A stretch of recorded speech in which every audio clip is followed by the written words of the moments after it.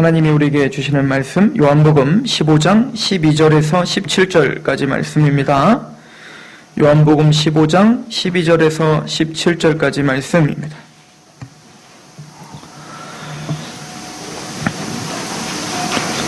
요한복음 15장 12절에서 17절까지 말씀 우리 함께 봉독하겠습니다. 12절부터 같이 봉독합니다. 시작. 내 계명은 곧 내가 너희를 사랑한 것과 같이 너희도 서로 사랑하라 하는 이것이니라. 사람이 친구를 위하여 자기 목숨을 버리면 이보다 더 큰 사랑이 없나니 너희는 내가 명하는 대로 행하면 곧 나의 친구라. 이제부터는 너희를 종이라 하지 아니하리니 종은 주인이 하는 것을 알지 못함이라. 너희를 친구라 하였노니 내가 내 아버지께 들은 것을 다 너희에게 알게 하였음이라. 너희가 나를 택한 것이 아니오 내가 너희를 택하여 세웠나니 이는 너희로 가서 열매를 맺게 하고 또 너희 열매가 항상 있게 하여 내 이름으로 아버지께 무엇을 구하든지 다 받게 하려 함이라. 내가 이것을 너희에게 명함은 너희로 서로 사랑하게 하려 함이라. 아멘.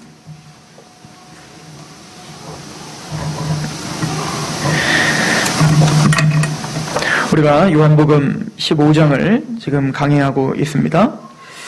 성경에 여러분들이 특히 신약 성경도 그렇고 구약 성경도 마찬가지지만 성경의 주된 특징이라면 특히 서신서들을 보면 절반은 교리에 대한 이야기를 합니다. 그리고 절반은 그 교리를 받은 자의 삶에 대한 이야기를 하죠. 그래서 성경에는 은혜에 대한 이야기를 먼저 하고 그리고 믿음으로 의롭다함을 받는다라고 하는 은혜에 대한 이야기를 하고 그리고는 그 은혜를 받은 자의 윤리와 그 은혜를 받은 자의 실천에 대한 이야기를 하게 되어 있습니다. 이게 항상 뒤바뀌면 안 되는 거예요. 실천과 윤리와 율법을 먼저 얘기하면 안 되는 겁니다. 우리 기독교는 먼저 하나님의 은혜, 하나님의 사랑, 하나님의 절대적인 주권을 먼저 이해한 후에 그리고 하나님의 율법, 산상수훈, 실천, 윤리, 도덕이 따라오는 것이다 라고 하는 것을 우리는 항상 명심하고 있습니다. 특별히 요한복음 14장과 15장을 여러분들이 비교해서 보면 재밌는데 요한복음 14장에는 주님께서 그 은혜에 대한 이야기를 하고 있었던 거예요. 그래서 요한복음 14장은 주님이 말씀하실 때 나라는 이야기를 많이 하시고 우리가 보고 있는 이 15장은 너희라는 말을 굉장히 많이 하세요. 그래서 14장은 바로 은혜, 예수 그리스도를 통해서 이루어지는 그 은혜가 무엇인지를 너희가 할 게 없고 예수님만을 바라봐야 될 것이 무엇인지를 설명하는 장이라면 15장은 그렇게 예수 그리스도만을 믿는 자가 그럼 어떤 열매를 맺어야 되는지에 대해서 설명하고 있는 거예요. 그리고 요한복음 14장 1절에 보시면 나를 믿으라. 또 6절에 보시면 나로 말미암지 않고는 아버지께로 올 수 없다. 내가 길이요 진리요 생명이니까.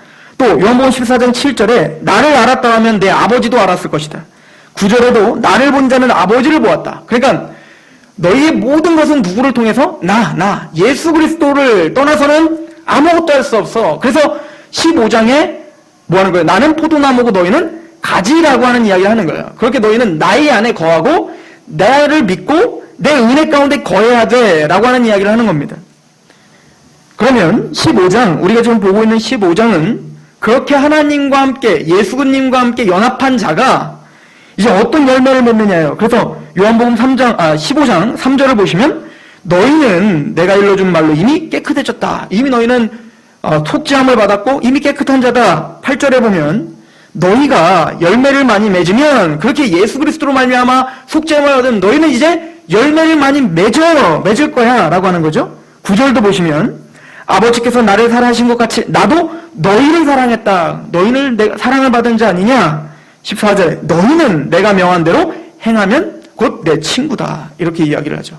그래서 15장 우리가 보고 있는 이 장은 너희가 과연 어떤 열매를 맺어야 되는가에 대한 실천의 문제요, 책임의 문제를 이야기하고 있다는 것을 우리가 염두하셔야 됩니다. 그리고 오늘 본문을 보시면 그렇게 예수님과 연합된 예수님이 포도나무고 우리가 가지가 된 자는 뭘 낸다는 거예요? 반드시 열매를 낸다라고 하는 겁니다.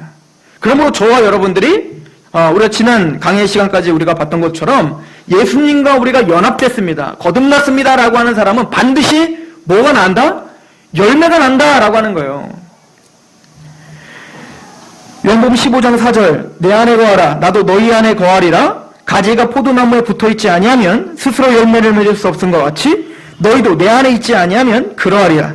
나는 포도나무요 너희는 가지라. 그가 내 안에 내가 그 안에 거하면 사람이 열매를 많이 맺나니 나를 떠나서는 너희가 아무것도 할 수 없다. 그러면 우리가 예수님 앞에 거해야 돼요. 예수님에게 거하면 반드시 뭘 내요? 열매를 내요. 왜 예수님이 우리를, 성도, 저와 여러분들을 포도나무 가지에 비유를 했을까요? 제가 지난 시간에도 이야기했지만 포도나무는 열매를 맺지 않으면 전혀 쓸모없는 나무예요. 포도나무 가지는 열매를 따는 거 빼놓고는 가구를 만들 수도 없고 종이를 만들 수도 없고 그 어떤 것으로 쓸 수 없어요. 쓸 수 있는 건 딱 하나예요. 땔감으로. 마찬가지로 구원받은 하나님의 성도, 즉 교회가 하나님이 요구하시는 열매를 맺지 못한 존재 이유가 없다는 겁니다.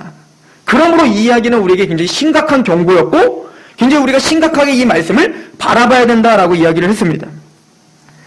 구원의 문제는 이미 끝났어요. 구원은 이미 받았단 말입니다. 그러나 우리는 끊임없이 그리스도 안에 거해야 돼요. 구원은 받은 자가 이제는 우리가 그리스도 안에 거하여 열매를 맺는 자가 되는 거예요.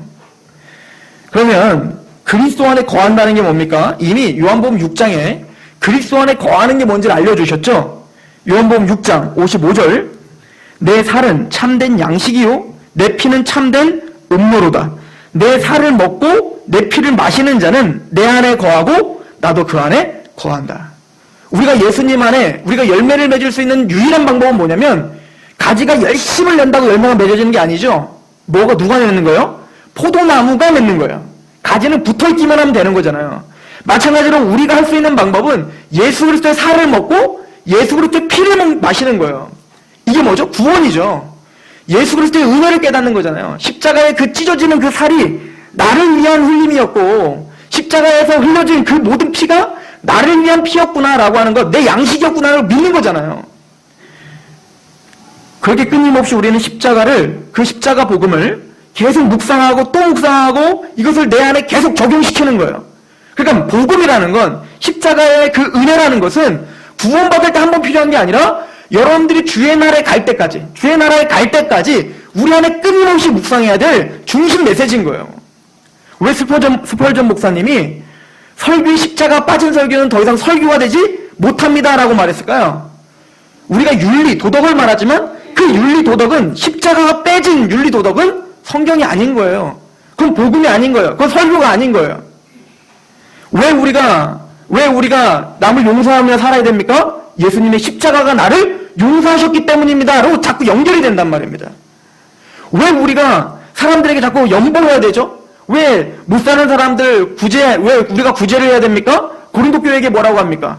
예수님이 부요하신 자로서 우리를 위하여 이 땅에 가장 낮아지게 되신 것은 십자가죠. 우리를 부요케 하려 하면요. 즉 뭡니까? 그렇게 예수님이 나를 위해서 낮아지셨기 때문에, 그 은혜를 받았기 때문에 나는 그렇게 연보를 할 수밖에 없습니다. 라고 고백하는 자야. 그래서 십자가를 빼놓고는 그 어떤 삶도 우리는 이야기할 수 없다라고 이야기하는 거죠. 우리에게 십자가를 생각하고 묵상하면 교만하지 못합니다. 그렇게 십자가를 묵상하는 사람은 열정을 잃어버릴 수 없습니다. 그렇게 십자가 안에 끊임없이 거하는 사람은 그 삶이 어제보다는 1년 전보다는 당연히 바뀌게 돼 있어요. 왜냐하면 그게 살아있는 증거니까요. 그래서 구원받은 하나님의 백성들은 반드시 열매를 맺으며 살아가게 되어 있다라고 하는 겁니다. 그 열매의 크고 작음은 하나님이 보시는 거예요. 하나님의 차원에서 어제보다 오늘이 나으면 된 거예요. 조금씩 우린 자라가야 됩니다. 그런데 오늘 본문을 가만히 보시면 그 열매는 여러 가지가 있겠죠. 그럼 우리가 구원받은 하나님의 백성이 마땅히 드러내야 될 열매가 무엇인가는 성경 전반적으로 우리에게 다 말씀해주고 있죠. 잘 알고 있는 대로 성령의 9가지 열매가 있겠죠. 우리의 성품의 변화가 일어나는 겁니다. 또 전도도 하나의 열매가 되겠죠. 그렇게 구원받은 자는 마땅히 생명을 흘러가야죠. 또 율법을 지키는 열매가 나타나겠죠. 지금까지 우리가 요한복음 강해를 통해서 배운 거 아닙니까? 예수 그리스도를 믿는 자는 성령님으로 감동하게 되고 그 성령님으로 말미암아 하나님의 율법을 이루어지게 하느니라. 로마서 8장 3절, 4절. 즉 그래서 율법을 우리가 지키며 하나님 말씀대로 살아가려고 하는 마음이 생기는 것. 이것도 하나의 열매입니다. 그런데 그 모든 열매들을 함축하는 핵심이 있어요. 오늘 예수님은 너희들이 만약에 그 십자가의 사랑, 내 살과 피를 먹고 마신 자라면 마땅히 열매를 맺게 되는데 그 열매는 바로 사랑이다 라고 오늘 결론 짓고 있는 겁니다. 요한일서 3장 16절에 그가 우리를 위하여 목숨을 버리셨으니 우리가 이로써 사랑을 알고 우리도 형제들을 위하여 목숨을 버리는 것이 마땅하니라. 참 어려운 말씀입니다. 우리에게 직접적으로 이것을 적용할 때 참으로 어려운 말씀이죠. 그가 우리를 위하여 목숨을 버리셨으니 이거 우리 알죠? 우리가 이로써 사랑을 알고 우리 알죠? 예수 그리스도의 십자가 사건으로 내가 하나님이 나를 얼마나 지극히 사랑하는지 알잖아요. 그러면 우리도 형제들을 위하여 목숨을 버리는 것이 선택이다가 아니고 마땅하다는 거예요. 주님이 진짜 원하시는 열매는 형제를 사랑하는 겁니다. 가지가 포도나무에 붙어있는 자가 마땅히 나타나야 될 열매가 있는데 그것은 뭡니까? 바로 사랑이라는 겁니다. 누가 이 세상의 재물을 가지고 형제의 궁핍함을 보고도 도와줄 마음을 닫으면 하나님 사랑이 어찌 그 속에 거하겠느냐? 요한일서 3장 18절 자녀들아 우리가 말과 혀로만 사랑하지 말고 행함과 진실함으로 사랑하자. 게다가 이 사랑은 사랑합니다 라고 하는 말이 아니에요. 당신은 사랑받기 위해 이거 아니에요. 성경이 우리에게 요구하는 사랑은 진실과 행함입니다. 행함이 없는 사랑은 사랑이 아닙니다. 예수님께서 내가 너 구해줄게 말만 창세전부터 엄청 많이 해놓고 십자가에 죽으시지 않았다면 우리는 구원 못 받습니다. 마찬가지로 성경은 예수 그리스도로 말미암아 사랑에 감격한 자는 마땅히 형제를 사랑하는데 그 형제를 사랑하는 방법은 행함과 진실함입니다. 오늘 본문은 바로 이 이야기를 하고 있는 거예요. 오늘 본문 요한복음 15장 7절부터 보세요. 너희가 내 안에 거하고 내 말이 너희 안에 거하면 무엇이든지 원하는 대로 구하라. 그리하면 이루리라. 기도에 대한 것도 바로 이것과 연관되어 있는 거예요. 내가 형제를 사랑하기 위해서 행함과 진실함으로 사랑하기 위해서 하나님 앞에 구하는 거예요. 그런데 이 목적은 다 상실해버린 채 내 원하는 것만 하나님께 구하는 건 안 이루어집니다. 8절 너희가 열매를 많이 맺으면 내 아버지께서 영광을 받으실 것이요 너희는 내 제자가 되리라. 제자의 마땅한 바는 뭐예요? 열매를 맺어 하나님께 영광을 돌리는 거거든요. 우리 맨날 찬양하죠? 너희가 먹든지 마시든지 무엇을 하든지 하나님께 영광이 되길 원한다고. 그리고 그렇게 고백을 하시잖아요. 그렇게 고백이 없다면 우린 성도가 아니잖아요. 그런데 그 성도라면 어떻게 영광을 받으십니까? 이런 열매들이 나타날 때 하나님이 영광을 받으세요. 제가 얘기한 게 주님이 직접 얘기하신 겁니다. 9절 아버지께서 나를 사랑하신 것 같이 나도 너희를 사랑하였으니 그 열매에 대해서 말하죠. 나의 사랑 안에 거하라. 내가 아버지의 계명을 지켜 그의 사랑 안에 거하는 것과 같이 너희도 내 계명을 지키면 내 사랑 안에 거하리라. 내가 이것을 너희에게 이름은 내 기쁨이 너희 안에 있어 너희의 기쁨을 충만하게 하려 함이라. 내 계명은 곧 내가 너희를 사랑한 것과 같이 너희도 서로 사랑하라는 이것이니라. 그러므로 포도나무에 붙어서 나오는 열매는 사랑입니다. 그 사랑은 진실과 행함으로 이루어지는 사랑입니다. 이 사랑은 예수님이 가르쳐준 대로 나에게 잘해주는 사람만 사랑하는 게 아니야. 나에게 마음에 드는 사람만 사랑하는 게 아니야. 내 마음에 쏙 드는 사람들만 마음을 다하여 섬기는 게 아니야. 원수를 사랑하라 라고 하는 말씀은 나의 마음이 들지 않아도 그를 행함과 진실함으로 사랑하는 열매가 나는 거예요. 이것이 크리스찬이야. 이게 세상과 믿는 사람과의 차이인 거예요. 내가 좋아하는 사람만 사랑하는 것은 믿지 않는 사람들도 하는 겁니다. 이방인들도 하는 거라고 성경은 말합니다. 우리에게 그런 열매가 나타나십니까? 열매가 나타나지 않는다면 우리는 지금 그리스도 안에 거하지 않는 거예요. 구원의 문제가 아니라고 했습니다. 그 십자가의 복음을, 그 감격을 잃어버린 상태란 말입니다.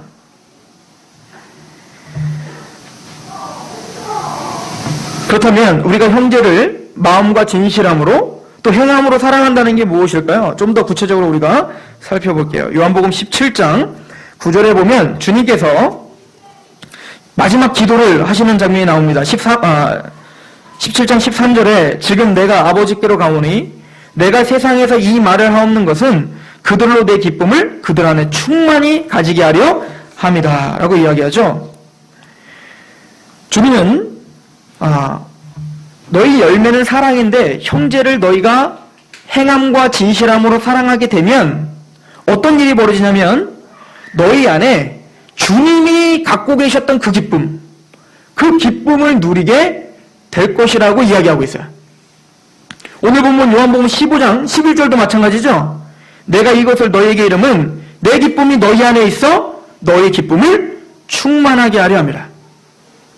구원받은 하나님의 성도들이 기쁨을 충만하게 할 수 있는 방법은 첫 번째는 구원의 확신을 다시 재점검하는 거죠. 왜? 구원을 받으면 기쁨이 나타나니까. 의와 평강과 희락이니까요.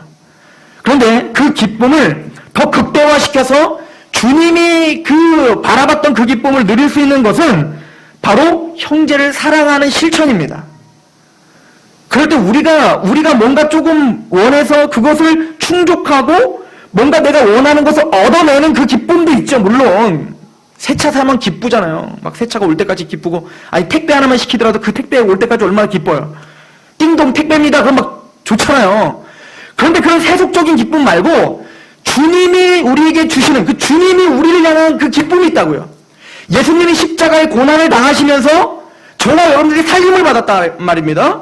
그 살림을 받을 때 느끼셨던 그 희열, 그 기쁨, 그 모든 고난과 십자가의 그 모든 피, 자기의 모든 살이 다 찢기면서 그 고통을 다 감수해내고 마침내는 교회라는 게 세워지고 저와 여러분들이 영원한 하나님의 천국에 들어가 하나님을 찬양하는 모습을 지금 보면서 갖고 계시는 그 기쁨. 거기에다 안 끄떡이시는 거 보니까 이게 뭔지 모르시겠죠? 누구만 이걸 느껴볼 수 있냐면 복음을 전하여 그 앞에서 변화되는 걸 볼 때 이 느낌이 나요. 내가 한 사람을 정해놓고 그 사람을 위해서 기도하고 그 사람을 위해서 고난을 받고 그 사람을 위해서 희생을 해요.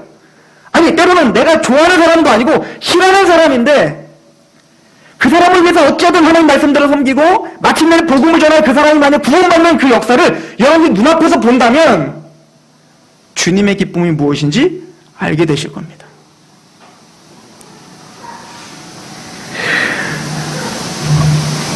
다른 교회 한 집사님이 구원을 받은 2년이 되자 그 주위의 사람들이 다 변화돼서 우리 교회에 지금 성경 공부를 하러 오시죠?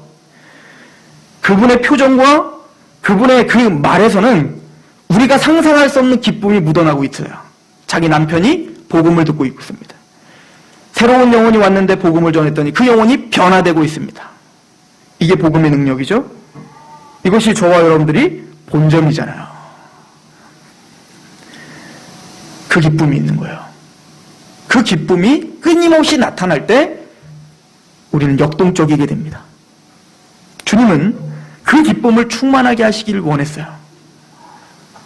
그리고 우리에게 요구됐던 것은 바로 너희가 열매를 맺을 때 형제를 사랑하라 라고 말씀하셨던 겁니다. 그리고 오늘 중요한 말씀을 하십니다.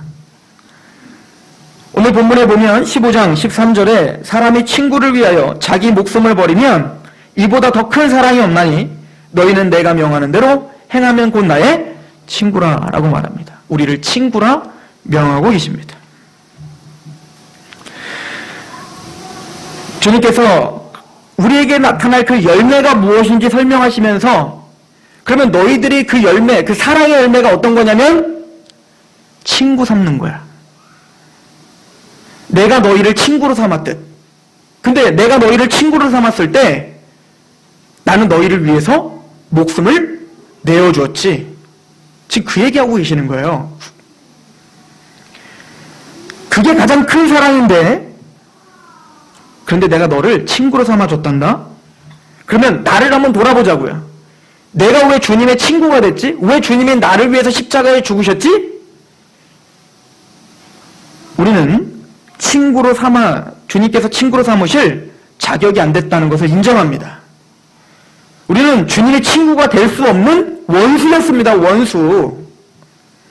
주님을 찾지도 않았고 주님을 대적했고 주님의 말씀이 아닌 내 욕심과 내 열망대로 살았던 자였고 주님의 마음을 상처를 줬던 자였어요. 하나님을 대적했던 자였단 말입니다. 얼만큼? 우리가 지옥불에 던져지고도 남을 만큼. 그런데 하나님은 우리가 뭔가 주님께 잘했기 때문이 아니라 우리가 정말 혐오스럽고 당장이라도 죽이고 싶은 그런 원수였는데 우리를 위해서, 우리를 친구 삼기 위해서 주님은 자기 목숨을 내어주는 헌신을 하셨다. 이게 십자가죠. 로마서 5장 6절 우리가 아직 연약할 때에 기약대로 그리스도께서 경건하지 않은 자를 위하여 죽으셨도다. 의인을 위하여 죽는 자가 쉽지 않고 선인을 위하여 용감히 죽는 자가 혹 있거니와 우리가 아직 죄인 되었을 때에 그리스도께서 우리를 위하여 죽으심으로 하나님께서 우리에게 대한 자기의 사랑을 확증하셨느니라. 이게 주님의 사랑의 확증이죠. 하나님 사랑 확증이죠. 나는 주님에게 혐오스러운 자입니다. 우리가 거미를 보면 당장이라도 그냥 쳐 죽이고 싶은 만큼. 그런 우리를 주님은 친구 삼기를 결정하셨어요. 여러분들이 지금 생각만 해도 치가 떨리는 사람이 있으십니까? 그 사람을 친구 삼아야 되는 거예요. 그것도 납득이 안 되십니까? 그럼 십자가가 이해가 되지 않는 거죠. 주님은 그렇게 우리를 친구 삼아주셨다는 것을 강조하고 계십니다. 그게 사랑이었다라고 이야기합니다. 그리고 우리가 어떤 사랑을 해야 되는 사람들인지를 설명해주고 있는 겁니다. 친구라고 하는 것은 구약에 직접적으로 너는 나의 벗이라, 너는 나의 친구라 라고 명함을 받는 자가 한 사람이 있어요. 누구죠? 아브라함이죠. 야고보서 2장 23절 이에 성경에 이른바 아브라함이 하나님을 믿으니 이것을 의로 여기셨다는 말씀이 이루어졌고 그는 하나님의 벗이라 칭함을 받았더라. 예수 그리스도 하나님을 믿었더니 의롭다움을 받았고 의롭다움을 받은 자는 즉 이 사랑이 감격한 자는 뭐라 칭함을 받아요? 벗. 그래서 아브라함을 친구라 칭해 주신 거예요. 이사야서 41장도 보셔요. 8절 41장 8절 그러나 나의 종 너 이스라엘아 내가 택한 야곱아 나의 벗 아브라함의 자손아. 우리를 야곱 이스라엘이라고 부르잖아요. 그런데 우리를 누구의 자손?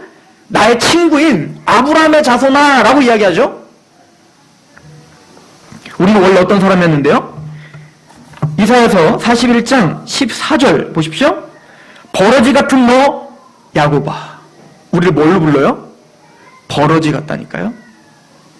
버러지 같은 너 야곱아 너희 이스라엘 사람아 두려워하지 말라. 나 여호와가 말하니 내가 너를 도울 것이라. 내 구속자는 이스라엘의 거룩한 이라. 우리는 버러지 같았습니다. 혐오스러웠고 주님이 당장이라도 밟고 싶었던 버러지였어요. 어찌 보면 지금도 우리는 그렇게 보일 수 있겠죠. 우리의 행동은 거지가. 그러나 그런 우리를 구속해 주셨고 친구로 삼아줬다. 오직 믿음 때문에. 이것이 하나님이 우리에게 보여주신 사랑의 확증입니다. 그리고는 그 이스라엘 백성, 그 친구가 이스라엘 백성들이 하나님 앞에 부르심을 받았지만 하나님 뜻대로 잘 살던가요? 살지 못했죠. 그런데 하나님은 그들을 버리시던가요? 버러지 같은 그들을 버리지 않죠.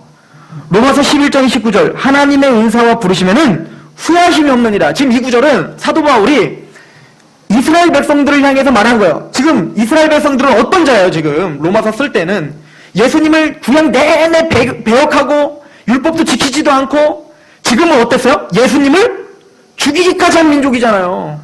그런데 사도 바울은 믿음이 있었어요. 뭐냐면 하나님은 한번 부르신 그들을 그 부르심을 후회하시지 않는다. 언젠가는 이들도 이 민족들도 다시 회개할 날이 올 거야 라고 믿었어요. 왜? 이거는 근거 없는 믿음이 아니야. 내 민족이니까가 아니고 하나님의 말씀에 의거하여 육족 이스라엘 백성들도 언젠가는 하나님께 돌아올 날이 있을 거야 라고 믿은 거예요. 하물며 자기 아들을 내어주기까지 죽이기까지 살려주신 저와 여러분입니다. 그리고 친구로 삼아주셨습니다. 여러분을 버리겠습니까? 전혀 아니에요. 하나님이 여러분들 부르신 거 후회하시지 않아요. 하나님은 여러분들이 열매를 많이 못 맺어도 후회하신 적이 없어요. 히브리서 2장 11절 거룩하게 하시는 이와 거룩하게 함을 입은 자들이 다한 근원에서 난지라. 그러므로 형제라 부르시기를 부끄러워하지 아니하셨다. 맞아요. 버러지 같은 우리인데 주님은 우리를 형제라 부르시기를 부끄러워한 적이 없어요. 지금도. 내 자녀가 장애가 있든, 내 자녀가 조금 못났든, 내 자녀가 공부를 못하든 우리 아버지는 그 자녀를 항상 자랑하고 다녔습니다. 예, 저와 여러분들이 그런 존재들이에요. 저와 여러분들이 예수 그리스도를 믿고 그 안에 거하시는 분이라면 주님은 언제나 여러분들에게 후회함이 없어요. 여러분들 자랑스러워하십니다. 그러나 우리가 좀 더 그 친구로 삼아주신 그 하나님의 사랑을 안다면 조금 더 진지해집시다. 친구라고 하는 것은 오늘 본문의 또 하나의 특징, 그 사랑의 결실입니다 라고 하는 것과 또 하나는 하나님의 비밀을 공유하고 있다는 것을 말하고 있죠. 요한복음 15장 15절입니다. 이제부터는 너희를 종이라 하지 아니하리니 종은 주인이 하는 것을 알지 못함이라. 너희를 친구라 하였노니 내가 내 아버지께 들은 것을 다 너희에게 알게 하였습니다. 성부 하나님과 성자 예수님, 그 부자 간의 이야기는 종들은 알 수 없는 거예요. 그런데 그 예수님께서 자기가 희생하시면서 우리를 친구로 삼아주시고 그 친구라는 용어에 뭐요? 우리에게 하나님과 예수님만 알고 있는 그 비밀을 어떻게 하셨다는 거예요? 나누어 주신 친구라는 겁니다. 여러분, 박근혜 대통령이 갑자기 어느 날 이문경 집사님을 부르는 겁니다. 조용히 불렀어요. 청와대로. 지도새도 모르게. 까만 세단을 보내서. 그러고는 박근혜 대통령이 총리와 이야기를 나눕니다. 지금 어떻고 저떻고 이 어떻고 저떻고 북한이 어떻고 저떻고.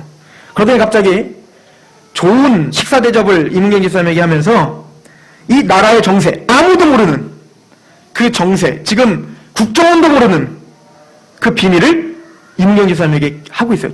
그냥 주부인데. 만약에 여러분들이 그 자리에 있다면 어떤 느낌이 들겠습니까? 내가 도대체 뭐길래 나한테 이런 이야기를 하지? 내가 도대체 나라에서 어떤 존재지? 무언지 모를 위대함이 느껴지지 않겠습니까? 하물며 우주의 왕이신 하나님이 우리를 택하셨습니다. 그리고 우리를 불러주셨습니다. 바벨론 지역에 살았던 아브라함, 우상숭배 지역에 살았던 아브라함을, 저쪽에 살았던 아브라함을 하나님은 직접 찾아가십니다. 저 우주의 왕이신 분이 그 아브라함을 찾아가시고는 아브라함에게 말합니다. 너는 본토 친척 아비집을 떠나. 그리고 어떻게 합니까? 떠났던 그 아브라함에게 끊임없이 어떻게 합니까? 이 세상 아무도, 바벨론 왕도 몰랐고 이집트 파라오도 몰랐고 그 세계의 모든 패권을 장악했던 그 기라성 같은 그 여왕들, 그 용사들, 그 사람들은 전혀 몰랐던 사실, 그 비밀을 아브라함에게 알려줍니다.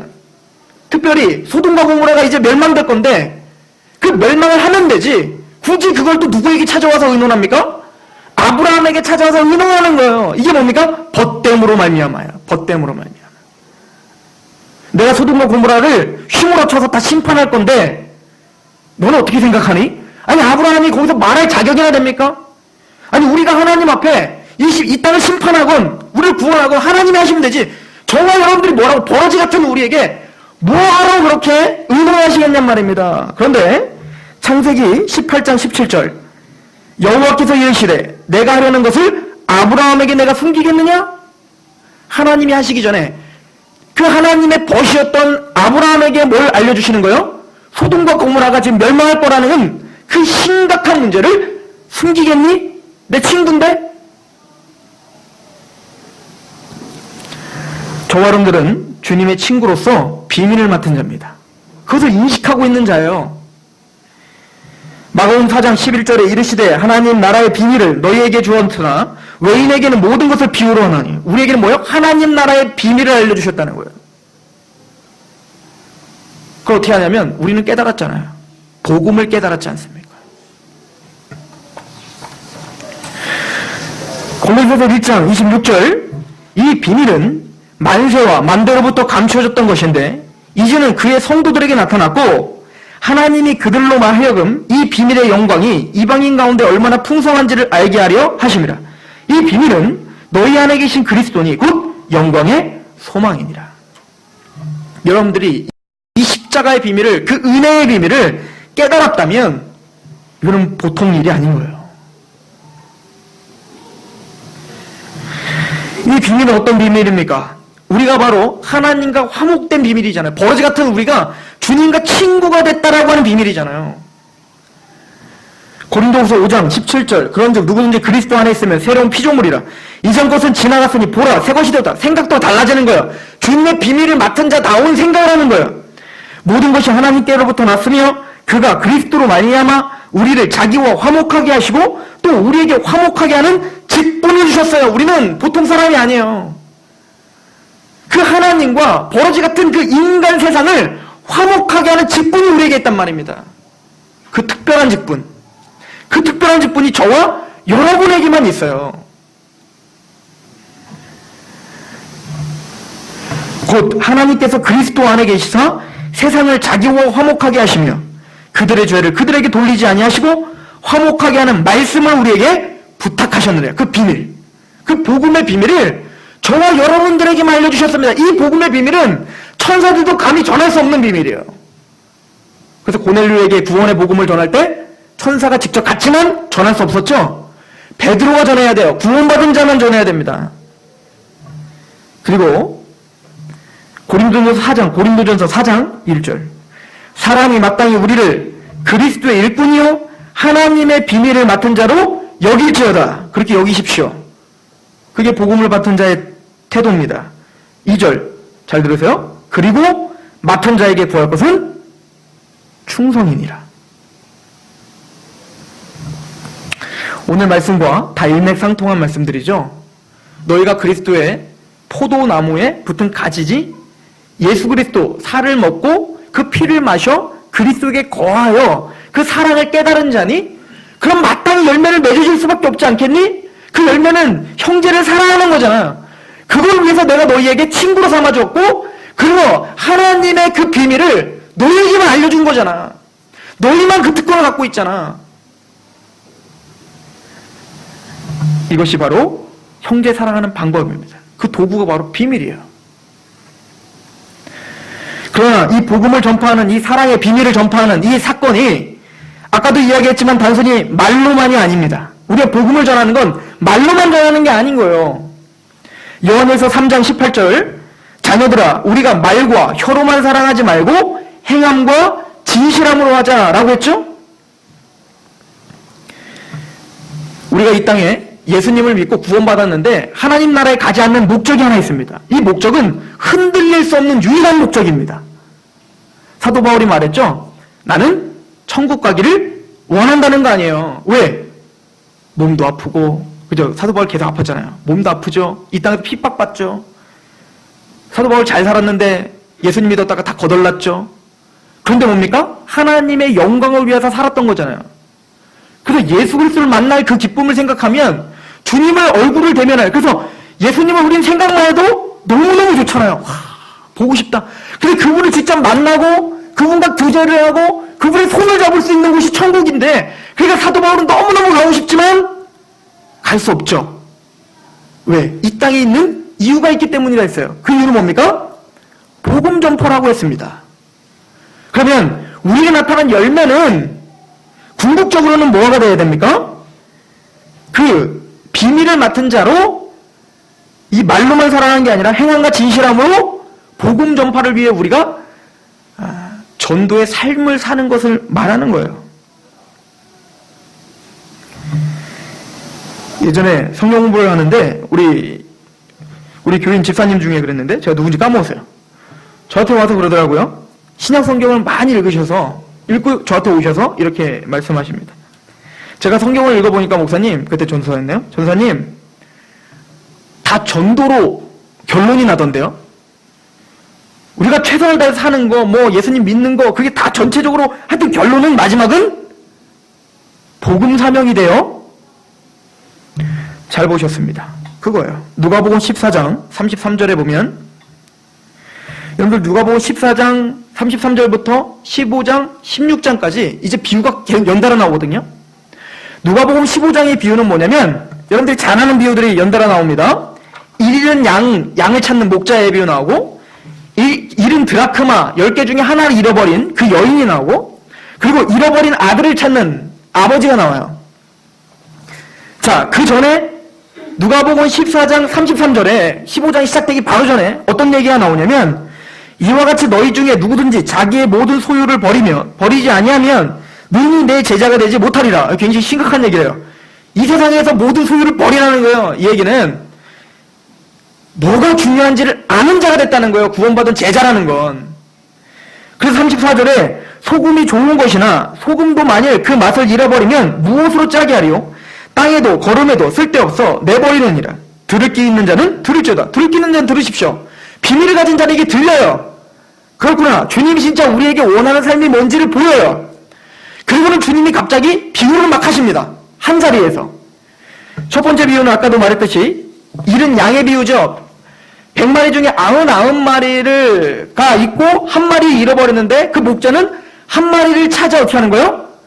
떠나는 거야. 99마리를 놓고 떠나서 그 한 마리를 찾는 그 심정이 있더라. 그 영혼을 그만큼 하나님은 찾고 갈급해하고 영혼에 대한 마음이 그렇게 심각하다라고 하는 거죠. 두 번째 비유가 뭡니까? 잃은 드라크마. 10드라크마가 있는데 그 중에 하나 잊어버린 거예요. 이 드라크마가 뭐냐면 그 당시에 이스라엘 백성들은 결혼을 할 때 그 드라크마라고 하는 그 동전을 은줄에다가 이렇게 메워요. 그리고는 결혼할 때 이렇게 면사포 쓰듯이 그걸 딱 쓴단 말이에요. 장식을 해. 그리고는 그걸 뭐예요? 결혼한 여자라는 상징으로 평생을 짊어지고 사는 거예요. 근데 그 10개 중에 하나를 잃어버린 거야. 그러니까 10개가 쓸모없게 돼버린 거잖아요. 그러니까 그걸 뭐예요? 목숨을 걸고 찾아야 될 가장 중요한 거예요. 그런 것처럼 그 여인처럼 하나님은 잃어버린 그 한 영혼도 놓치지 않기 위해서 지금도 동분서주하고 있다는 얘기예요. 그리고 하나는 뭐죠? 잃어버린 아들을 찾는 아버지죠. 탕자 비유. 그 탕자를 잃어버렸을 때 아버지는 전전긍긍하며 끊임없이 그 아들을 찾고 있습니다. 그럴 때 첫째 아들이 어떻게 합니까? 그 아버지를 이해하지 못하는 겁니다. 그래서 탕자가 돌아왔어요. 그 탕자를 다 용서해줬죠. 그런데 아버지가 막 잔치도 베풀고 막 기뻐하니까 그 첫째 아들이 어떻게 합니까? 왜 나한테는 그렇게 잔치도 안 벌어주고? 그 주님이 하시고 싶은 얘기가 뭡니까? 그 첫째 아들이 누구예요? 바리새인과 서기관들이죠. 너희들은 지금 하나님의 마음에 동참할 수 없니? 그 얘기는 누구에게 주시는 말씀이에요? 저와 우리에게 주는 말씀이 하나님이 그렇게 영혼을 찾고자 하는 그 마음이 있는데 너희들은 첫째 아들처럼 그렇게 그 영혼에 대한 마음이 진짜 없니? 이걸 지금 설명해 주고 있는 거란 말이에요. 그리고는 바로 16장에 어떤 비유가 있냐면 불의한 제물로 친구를 삼는 비유가 있죠. 무슨 얘기입니까? 그러므로 너희는 친구를 삼으라는 거예요. 그 영혼들을 친구로 삼으라는 거예요. 그 불의한 제물로 친구로 삼는 내용은 이런 거죠. 한 부자 청지기가 있는데 그 부자의 청지기가 그 돈을 허비하였다라고 쓰여 있어요. 지금 뭐죠? 내 욕심을 채우는데 지 돈도 아니면서 그 주인의 돈을 가지고 누구를 배 채우는 데 썼어요? 내 배 채우는 데 썼다고요. 그랬더니 이 주인이 그걸 알고 이놈의 자식 내가 쫓아내고 내가 이걸 다 가만두지 않겠다라고 그걸 알았어. 그걸 안 다음부터는 어떻게 했어요? 주인에게 빚진 자들을 다 불러. 그리고 어떻게 해요? 다 지가 막 용서해줬죠? 탕진, 탕감 막 이렇게 해줬죠. 이것도 허비 아니에요? 나쁜 놈이죠. 아니, 지 돈도 아닌데 왜 지 것처럼 그렇게 쓰고 있냐. 근데 갑자기 주님이 뭐라고 합니까? 칭찬을 막 하는 거예요. 이야, 이 세상의 아들들이 이 빛의 아들들보다 훨씬 더 지혜롭다. 무슨 얘기죠? 주님이 하고 싶은 얘기는 뭡니까? 그 사람은 불의한 재물을 가지고 자기 뱃속만 채우려고 했어요. 어차피 누구 돈이니까. 남의 돈인데 내 돈처럼 썼단 말이에요. 그런데 두 번째는 뭐냐면 어차피 내 돈도 아니라는 걸 깨달은 거야. 아, 이거 내 돈 아니지. 그래서 이 돈을 갖고 누구를 위해서 썼어요? 사람들 용서하는 데 썼어요. 그리고 친구로 사는 데 썼다고요. 그런데 주님께서 이걸 칭찬했던 이유는 뭐냐면 그 불의한 재물을 가지고 뭘 삼았어요? 친구를 삼아서 뭘 준비하고 있는 거예요? 나중에 주인이 쫓아냈을 때 미래를 준비하는 거예요. 여러분들이 왜 저축을 하죠? 저축해야 돼요. 저축하는 거면 미래를 위해서 저축하는 거잖아요. 허랑방탕에 다 쓰면 안 되죠? 그게 지혜롭다는 거예요. 세상 사람들도 지혜로워서 미래를 준비하며 지금 그렇게 준비하고 있잖아. 그럼 우리에게 무슨 얘기를 하고 싶으신 겁니까, 주님이? 우리가 우리가 갖고 있는 재정이나 우리가 갖고 있는 모든 열정, 시간, 이 모든 것들이 누구 거라는 거예요. 하나님 건데 우리가 예수님을 믿기 전에는 그 모든 물질과 시간과 육체와 모든 것들을 누구를 위해서 허비하고 살았어요? 나만을 위해서 허비하고 살았단 말입니다. 이게 지혜롭지 못하다는 겁니다. 그런데 이제 우리는 주님 앞에 붙은 자는 이제 깨달은 거예요. 주님이 오시는구나. 그럼 이 모든 것들이 내가 좋은 집을 짓고 내가 좋은 차를 타고 내가 좋은 옷을 입고 내가 아무리 휘황찬란한 교회 성전을 짓고 아무리 뭐 뻗지게 했더라도 이 모든 것들은 다 어떻게 되리라? 없어지고 나는 하나님 나라에서 해탈이 되겠구나. 그거를 깨닫고 어떻게 하는 거예요? 내가 가진 돈은 내 게 아니라는 걸 알았으니까 아깝지가 않은 거예요. 누굴 위해서 쓰는 거예요? 그 돈 갖고 친구 삼는 일에 쓰는 거예요. 내 이기적인 욕망을 채우는 데 쓰는 게 아니라 그 돈을 갖고 어떻게 허비하는 거예요. 누굴 위해서? 친구 삼는 일에. 주님께서 나를 위해서 그 목숨을 허비하신 것처럼 이제는 우리도 뭡니까? 그 복음을 위해서 허비하는 자가 되는 거예요. 그게 지혜롭다라고 합니다. 그리고는 이 허비하는 이 불의한 친구를 삼는 청지기 비유가 나온 다음에 바로 이어서 어떤 비유가 나오는지 아십니까? 나사로와 부자 이야기가 나오는 거예요. 그 부자는 이 땅에서 자기를 위해서만 허비했던 자. 이게 뭐죠? 지옥 가는 자의 특징인 거죠. 그렇다면 나사로가 가난했기 때문에 천국 갔다는 얘기 아니에요. 그러나 구원받은 하나님의 백성이 아닌 그 부자는 어땠다는 겁니까? 바로 내 배만 채우는 자라고 하는 경고가 있는 겁니다. 우리는 구원을 받고 이 세상에서 살아갑니다. 주님이 우리를 친구로 삼아주셨고 비밀을 맡은 자로서 맡은 자에게 구할 것은 충성이라 믿으며 삽니다. 또한 우리가 주님을 사랑하는 자고 주님을 사랑한다면 율법을 지켜야 되고 그 율법은 사랑이었어요. 그리고 그 사랑은 구체적으로 복음 전파와 복음을 전파하기 위한 우리 인생의 허비를 말합니다. 주님이 오늘 하신 말씀을 저는 다 전해드렸습니다. 저와 여러분들이 하나님 앞에 스스로 결정하시고 사시면 됩니다. 기도하겠습니다. 하나님 아버지 너무나 감사합니다. 우리가 우리의 욕심만을 채우기 위해 우리의 것을 허비하며 살았습니다. 아니, 하나님의 것을 나의 것인 것처럼 허비하며 살았습니다. 아버지여 용서하여 주시고 마땅히 하나님의 것을 인정하고 이제는 그 불의한 재물로 친구를 삼는 일에 우리 인생을 허비하게 하여 주옵소서. 특별히 우리가 그리스도의 자녀로 또 친구로 부르심을 받았사오니 그 특권을 알아, 그 사랑을 알아 감격하여 주님을 사랑하되 주님이 바라보시는 그 마음에 동참하며 그렇게 우리가 원수까지 사랑할 수 있는 그 마음 또한 있게 하옵소서. 우리를 그렇게 하실 하나님을 기대하며 예수 그리스도 이름으로 감사하며 기도합니다. 아멘. 찬양합시다.